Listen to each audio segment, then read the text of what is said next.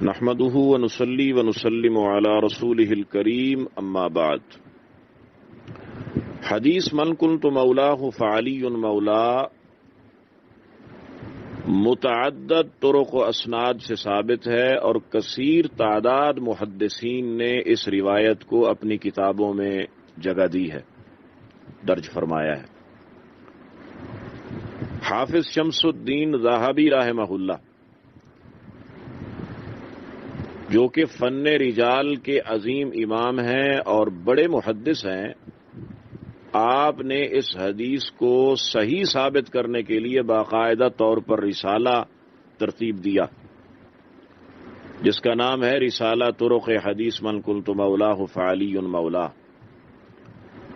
اس رسالہ میں حضرت نے اس حدیث کو صحیح ثابت فرمایا ہے، اور فن رجال کے ایک اور عظیم امام معروف محدث حافظ ابن حجر عسقلانی رحمہ اللہ جو ہیں، فتح الباری کی 7ویں جلد میں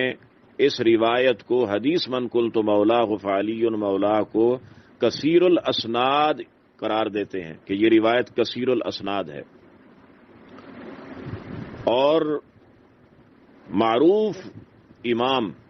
اور متقدمین محدثین میں سے عظیم ہستی، عظیم محدث امام نسائی رحمہ اللہ خصائص علی میں اس روایت کو حدیث من قلت مولاه فعلی مولا کو درج بھی فرماتے ہیں اور اس روایت کو صحیح بھی قرار دیتے ہیں کہ یہ روایت صحیح ہے۔ امام حاکم رحمہ اللہ 405 ہجری متوفا، آپ نے بھی اس حدیث کو صحیح قرار دیا۔ معروف غیر مقلد محدث علامہ ناصر الدین البانی نے سلسلہ احادیث صحیحہ میں حدیث من قلت مولاه فعلی مولا کو صحیح قرار دیا ہے، اور امام شمس الدین جزری رحمہ اللہ متوفا 660 ہجری مناقب الاسد الغالب میں فرماتے ہیں ھذا حدیث صحیح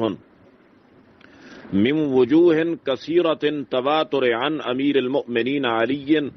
وهو يتواتر ايضا عن النبي صلی اللہ علیہ وآلہ وسلم رواہ الجم الغفیر عن الجم الغفیر۔ تو فقط چند محدثین کی آراء کو پڑھ کر حدیث صحیح پر موضوع یا ضعیف کا فیصلہ سنا دینا یہ انصاف کا قتل عام ہے اور اہل علم کو زیبا نہیں۔ اللہ سے دعا ہے کہ اللہ رب العزت ہمیں انکار حدیث کے فتنہ سے محفوظ فرمائے۔ وآخر دعوانا ان الحمد للہ رب العالمین۔ تبارک الذی نزل الفرقان على عبده ليكون للعالمین نذیرا۔